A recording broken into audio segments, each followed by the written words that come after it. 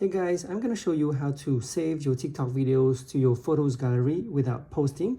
So you're on TikTok apps, you tap the plus icon right here and you wanna do like an effect right here.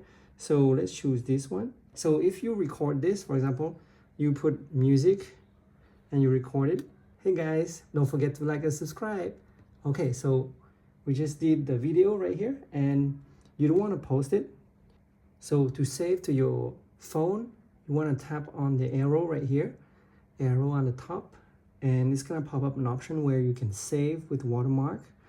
If you don't want to save with watermark, you have to post it to save without watermark. So the watermark is a TikTok logo and their username next to it on the video. So if you want to do that, just save. It's gonna save. Just tap on it. It takes a little bit and it says save to album, so you can access through your album now on your phone. And that's it.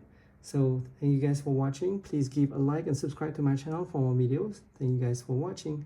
Bye.